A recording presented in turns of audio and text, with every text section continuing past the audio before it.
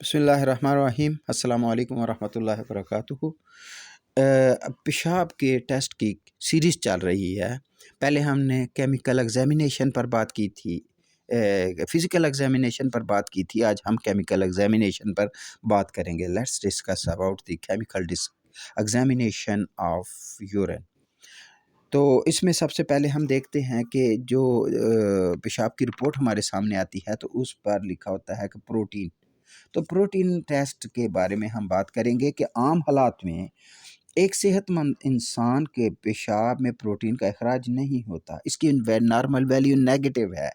اگرچہ پیشاب میں پروٹین خارج ہو تو اس حالت میں پروٹین یوریا کہا جاتا ہے، اور اس صورت میں ٹیسٹ رپورٹ پازیٹیو آتی ہے۔ اگر ہم پروٹین یوریا کا جائزہ لیں تو اس کو 3 حصوں میں تقسیم کر دیتے ہیں۔ مثال کے طور پر بعض رپورٹس ہم دیکھتے ہیں کہ وہاں 1 جمع کا نشان ہے، بعض رپورٹ پر ہم دیکھتے ہیں وہاں 2 جمع کا نشان ہے، وہاں 3 جمع کا نشان ہے، 4 جمع کا نشان ہے۔ یہ خاص بات کی نشانی ہوتی ہے۔ تو آئیے ہم اس کو کیوں کہہ لیتے ہیں کہ وہ زیادہ پروٹین والا یوریا ہوتا ہے، وہ درمیانی پروٹین والا یوریا ہوتا ہے، اور جو ایک نشان والا ہوتا ہے، 1 جمع والا ہوتا ہے، وہ کم پروٹین والا یوریا ہوتا ہے۔ تو زیادہ پروٹین یوریا والے کی بات اب ہم پہلے سب سے کرتے ہیں کہ جب یہ حالت ہوتی ہے تو پروٹین زیادہ مقدار میں خارج ہوتی ہے، اور 24 گھنٹے میں 3 گرام سے زیادہ پروٹین خارج ہوتی ہے۔ اس شدید حالت کی جو وجوہات ہو سکتی ہیں وہ یہ ہو سکتی ہیں کہ وہاں ہو سکتا ہے کہ نیفراٹک سنڈروم کی وجہ سے ایسا ہو کہ پروٹین کی کثیر مقدار کا اخراج ہو رہا ہو۔ اس صورت میں ارجنٹم میٹیلکم میوریکس اور رس آرسینک کی طرف توجہ دی جانی چاہیے۔ اور اگر شوگر کی مرض کا اثر گردوں پر ہو اور ان کا فعل خراب ہو جائے تو اس کے باعث پروٹین کی زیادہ مقدار خارج ہو سکتی ہے۔ گردوں کی یہ خرابی ڈائبیٹک نیفروپیتھی کہلاتی ہے۔ ایسی صورت میں آرسینک بروم، سائزیجیم اور اورومیٹیلکم کی طرف توجہ دی جانی چاہیے۔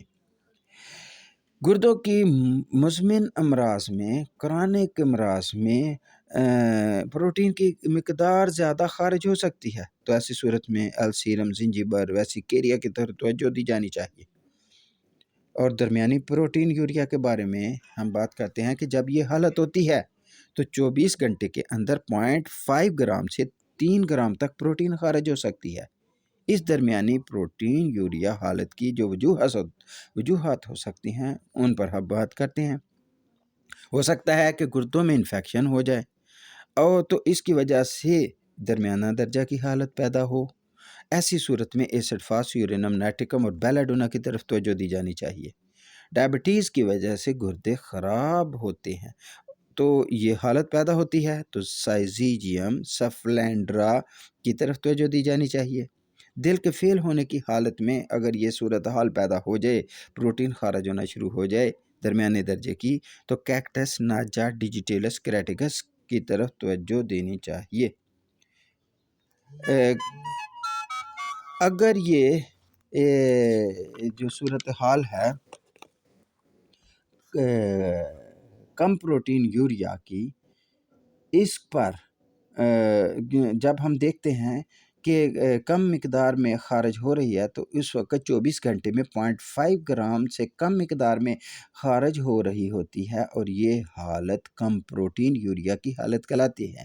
اس کے اظہار کے لیے جمع کا 1 نشان لگا دیا جاتا ہے۔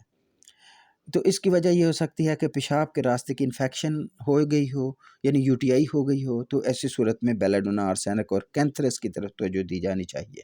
اگر بلڈ پریشر زیادہ ہو تو اس وجہ سے یہ حالت ہو سکتی ہے، تو ایسی صورت میں لیکسس ڈیجیٹیلس اور اورومیٹیلکم کی طرف توجہ دی جانی چاہیے۔ زیادہ دیر کھڑے رہنے سے بھی ایسی حالت پیدا ہو سکتی ہے، یا پھر جذباتی حالتیں، جذباتی صدمے، جذباتی خبر سے بھی ایسا ہو سکتا ہے، تو ایسی صورت میں اگنیشیا نیٹرومیورماسکس کی طرف توجہ دی جانی چاہیے۔ بخار کے دوران بھی قلیل مقدار میں پروٹین کا اخراج ہو سکتا ہے، تو ایسی صورت میں جلسیمیم، ریسٹاکس اور برائیونیا کی طرف توجہ دی جانی چاہیے۔ ورزش کی کثرت میں پروٹین کا اخراج ہو سکتا ہے، تو برائیونیا، بیلاڈونا، بربرس کی طرف توجہ دی جانی چاہیے۔ تو ہم دیکھتے ہیں کہ وہاں پیشاب کے ٹیسٹ میں ایک اور ٹیسٹ لکھا ہوتا ہے گلوکوز کا ٹیسٹ. تو ایک صحت مند انسان کے پیشاب میں گلوکوز کی مقدار 0 ہوتی ہے، 0 نیگیٹو. خاص حالت میں معمولی مقدار میں عارضی طور پر گلوکوز کا اخراج ہو سکتا ہے، جیسے کہ گلوکوز کی کسی نے ڈرپ لگوائی، تو اس صورت میں گلوکوز کا اخراج ہو سکتا ہے. لیکن اگر گلوکوز کا اخراج ہو تو یہ مرض ڈائبٹیز کی نشانی ہوتی ہے اور مرض کی شدت کے لحاظ سے اس کا اخراج ہوتا ہے. اگر گلوکوز کا ٹیسٹ کیا جاتا ہے تو پرپورٹ پازیٹیو ہو تو اس کو 1 جمع کے نشان سے ظاہر کیا جاتا ہے اور مقدار کے حساب سے اس جمع کے نشان کی تعداد بڑھتی ہے، جس طرح ہم نے پروٹین میں دیکھا. اسی طرح ہم گلوکوز میں بھی دیکھتے ہیں کہ اگر 1 جمع کا نشان ہو تو پیشاب میں گلوکوز کی مقدار 0.5 گرام تک فی 100 ml ہوتی ہے. تو ایسی صورت میں آرنیکا، رسٹاکس اور تھوجا دی جانی چاہیے. اگر جمع کے 2 نشان ہو تو اس کا مطلب یہ ہے کہ پیشاب میں گلوکوز کی مقدار 0.5 سے لے کر 1 گرام فی 100 ملی لیٹر ہے. تو اس صورت میں پکرک ایسڈ اور ایسڈ فاس کی طرف توجہ دی جانی چاہیے. اگر وہاں جمع کے 3 نشانات ہیں تو پیشاب میں گلوکوز کی مقدار 2 گرام فی 100 ml خارج ہو رہی ہے. تو ایسی صورت میں آرسینک، بروم اور ایسیٹک ایسڈ اور ٹریکسیکم کی طرف توجہ دی جانی چاہیے.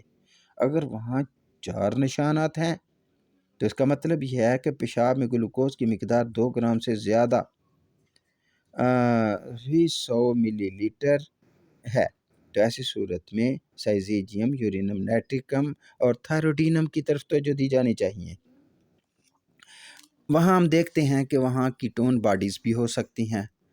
تو کیٹون باڈیز جو ہے ان کی ویلیو جو ہوتی ہے نیگیٹو ہوتی ہے عام حالات میں، لیکن مختلف وجوہات میں ان کی مقدار بڑھ سکتی ہے. تو اس کی وجوہات کیا ہیں؟ ہو سکتا ہے کہ کھانا نہ کھانے سے، فاقہ کرنے سے ایسی صورتحال پیدا ہوئی ہو اور پیشاب میں خارج ہوئی ہوں، یا پھر زیادہ سردی میں رہنے کی سے اس کی مقدار بڑھ سکتی ہے. تو ایکونائٹ، رسٹاکس، ایپیکاک اور کی طرف توجہ دی جانی چاہیے. اور پریگنینسی کے دوران کیا ہے کہ کثرت سے اس کی مقدار بڑھ سکتی ہے. تو ایسی صورت میں سمفوریکارپس، ایپیکاک، فیرمفاس کی طرف توجہ دی جانی چاہیے. بہت زیادہ ایکسرسائز کرنے سے بھی اس کی مقدار بڑھ سکتی ہے. تو برایونیا، روٹا، بیلسپرنس کی طرف توجہ دی جانی چاہیے. اگر اس حال، دست وغیرہ کی کثرت سے اس کی مقدار بڑھ گئی ہو تو کروٹن، کیمومیلا اور ایلو کی طرف توجہ دی جانی چاہیے. بخار کی صورت میں بھی اس کی مقدار بڑھ سکتی ہے. تو ایسی صورت میں جلسیمیم، برایونیا، کلونائن کی طرف توجہ دی جانی چاہیے. ڈائبٹیز کے مرض میں بھی اس کی مقدار بڑھ جاتی ہے. ایسی صورت میں آرنیکا، ایسڈ فاس اور آرسینک کی طرف توجہ دی جانی چاہیے. ہم جب پیشاب کی رپورٹ دیکھتے ہیں تو وہاں بائل پگمنٹ بھی لکھا ہوتا ہے. تو بعض حالات میں بائل پگمنٹ جو ہوتے ہیں پیشاب کے اندر موجود ہوتے ہیں، یہ یرکان میں، جانڈس میں ایسا ہوتا ہے. تو اس کی موجودگی نوٹ کی جاتی ہے. اور بعض اوقات بائل پگمنٹ اور بعض اوقات بائل سالٹ دونوں پائے جاتے ہیں. تو پیشاب میں بائل پگمنٹ کی نارمل مقدار 0.2 ملی گرام فی 100 ملی گرام ہوتی ہے. جگر کی سوزش اور جگر کی رطوبت والی نالی میں رکاوٹ سے اس کی مقدار بڑھ سکتی ہے.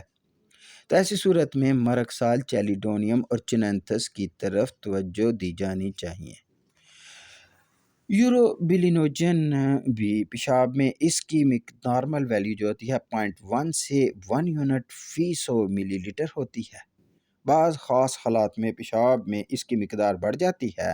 عام طور پر اس کی وجوہات یہ ہو سکتی ہیں: نمبر 1، جگر کی مزمن سوزش میں، کرونک سوزش میں اس کی مقدار بڑھ سکتی ہے.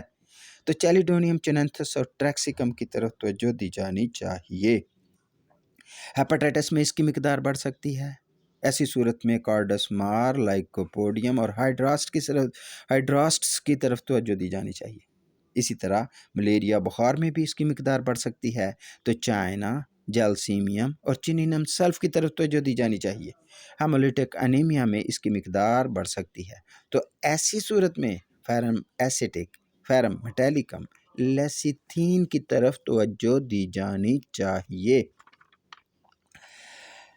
ہم دیکھتے ہیں کہ ایسیٹون بھی وہاں رپورٹ میں لکھا ہوتا ہے، تو نارمل حالات میں پیشاب میں قلیل مقدار میں ایسیٹون کا اخراج ہوتا یا نہیں ہوتا، لیکن بہت سی وجوہات میں اس کا اخراج بڑھ جاتا ہے۔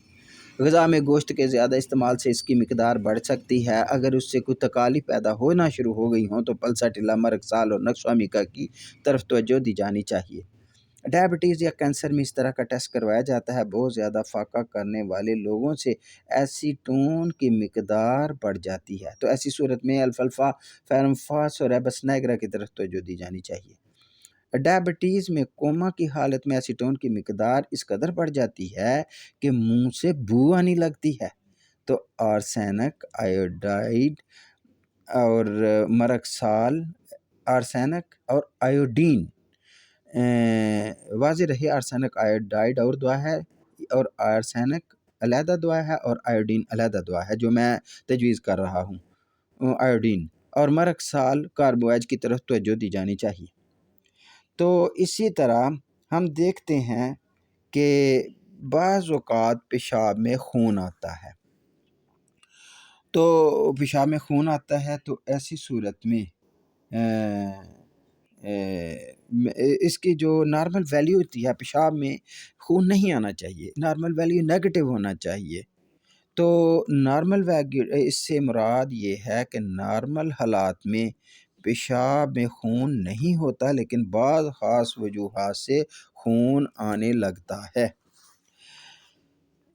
اور اس کی وجوہات میں سے جو متوقع طور پر بات ہو سکتی ہے وہ یہ ہے کہ گردوں کی چوٹ کے باعث خون کا اخراج آ سکتا ہے، تو آرنیکا، بیلاڈونا اور برائیونیا کی طرف توجہ دی جانی چاہیے۔ گردوں کی کسی انفیکشن کی وجہ سے خون آ سکتا ہے، تو ایسی صورت میں آرسینک، ٹریبینتھنا اور فاسفورس کی طرف توجہ دی جانی چاہیے۔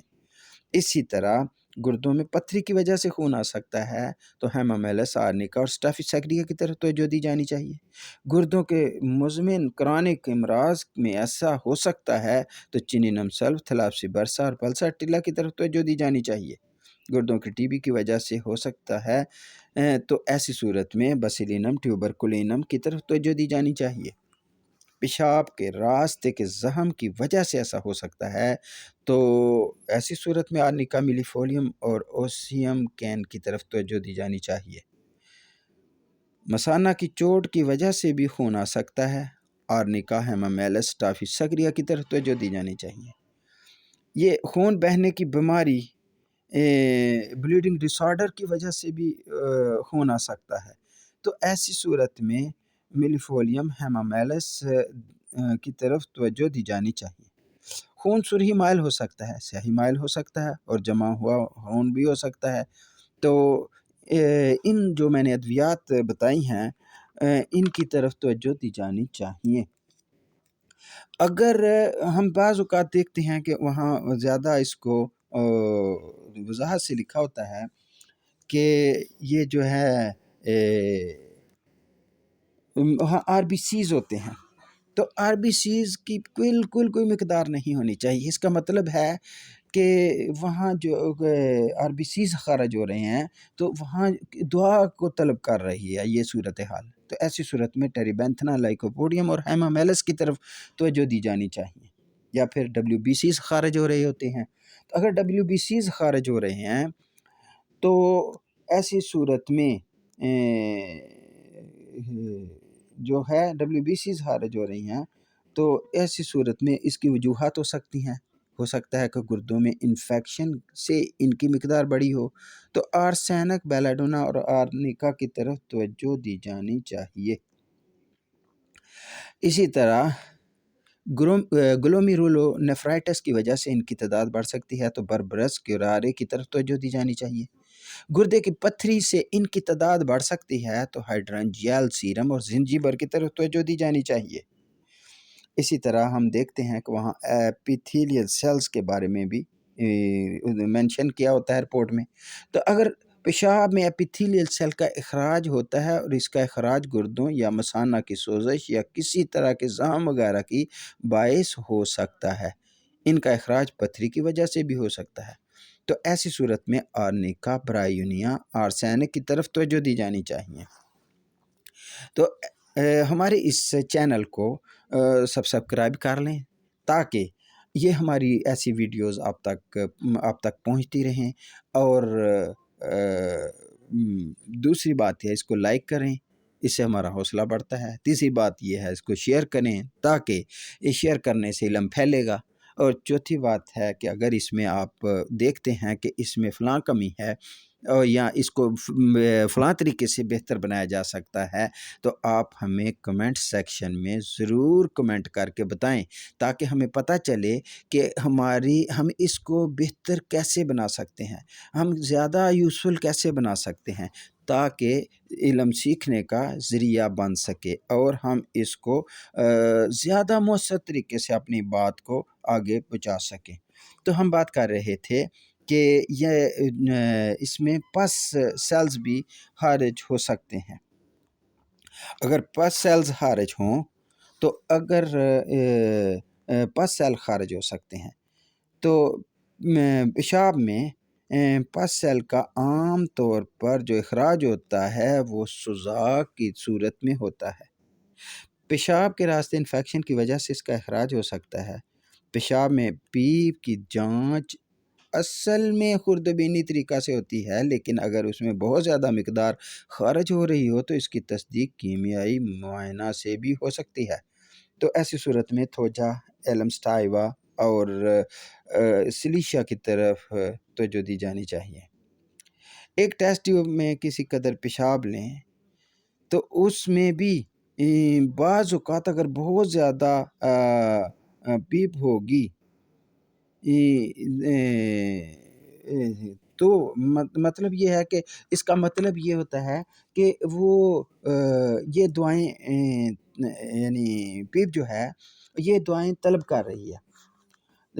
ऐसी सूरत में हम इन दुआओं की तरफ तवज्जो देंगे। हम देखते हैं कि बाज़ औक़ात पेशाब में जो है ना पस सेल्स के साथ वहाँ क्रिस्टल्स भी खारिज होते हैं। तो पेशाब में कई तरह के क्रिस्टल्स हो सकते हैं जो वहाँ खारिज होते हैं। तो उन पर अगर हम बात करें तो सबसे पहले ये है कि जो खारिज और मुख्तलिफ़ क्रिस्टल खारिज हो रहे हैं तो ऐसी सूरत में वो उनकी अक़साम है। हो सकता है कि वो जो यूरेट हों। अगर यूरेट हैं तो कैंथरस, मरकार और नाइट्रिक एसिड तलब कर रहे हैं। हो सकता है कि वो ऑक्ज़लेट हों। अगर वो ऑक्ज़लेट हैं तो वो कास्टिकम, ऑक्ज़ैलिक एसिड और टेरिपेंथेना तलब कर रहे हैं। हो सकता है वो फास्फेट हों। तो ऐसी सूरत में वो रेफिनस, मैग्नीशिया और नाइट्रिक एसिड तलब कर रहे हैं। हो सकता है वो ट्रिपल फास्फेट हों। तो ट्रिपल फास्फेट में फास्फोरस और कार्बोलिक एसिड तलब कर रहे हैं। अगर इनमें किसी तरह के क्रिस्टल हों तो ये पथरी के होने की वजह से भी खारिज हो सकते हैं। अगर पथरी ना हो तो इनकी मौजूदगी में पथरी बन सकती है।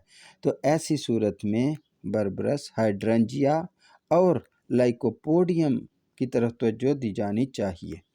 हम देखते हैं कि वहाँ कास्ट भी होते हैं।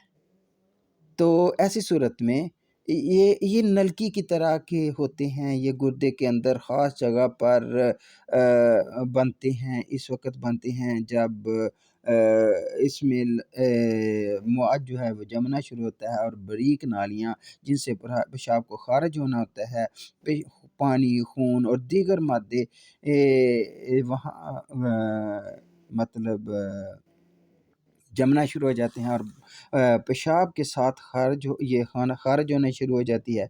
ये खारिज होने से जो टुकड़े होते हैं इनको कास्ट कहते हैं। इनकी मुख्तलिफ अशकाल हो सकती हैं। ان کا اخراج عام طور پر گردے کے کسی مرض کو ظاہر کرتا ہے۔ ایسی صورت میں لائکوپوڈیم ایسڈ، فاس بینزک ایسڈ اور نائٹرک ایسڈ دیے جانے چاہیے۔ تو وہاں ہم دیکھتے ہیں کہ بعض اوقات پیشاب میں جراثیم بھی دیکھنے میں آتے ہیں۔ تو ایسی صورت میں مختلف قسم کے جراثیم پائے جاتے ہیں، بیکٹیریا، اور ان کی موجودگی کی بڑی وجہ UTI یورینری ٹریک انفیکشن ہوتی ہے۔ ان کی موجودگی کا درست تعین کرنے کے لیے کلچر ٹیسٹ کروایا جاتا ہے۔ تو ان کے لیے کلچر ٹیسٹ کرایا جاتا ہے جب کسی خاص طرح کی چھوت لگتی ہے، تو اس کا آغاز مثانہ سے ہو یا کسی اور مقام سے، اس میں جراثیم کی موجودگی ضرور ہوگی۔ تو آرسینوکینتھرس سارساپریلا کی طرف توجہ دی جانی چاہیے۔ اور سوزاک کے مریضوں میں پیپ آتی ہے، تو اس میں سوزاک کے مریض سوزاک کے جراثیم موجود ہوتے ہیں۔ بہت سے جراثیم دوسروں تک منتقل ہو کر امراض پیدا کرنے کی صلاحیت رکھتے ہیں۔ تو اس صورت میں ہیلمسٹائوا، سلیشیا اور تھوجا کی طرف توجہ دی جانی چاہیے۔ تو جناب ناظرین اکرام اور سارے دوستوں سے اب ہماری یہ درخواست ہے کہ آپ ہمیں بتائیں کہ آپ کو یہ کیسی لگی ویڈیو، اور اس پر ہم اس کو کس طرح بہتر بنا سکتے ہیں۔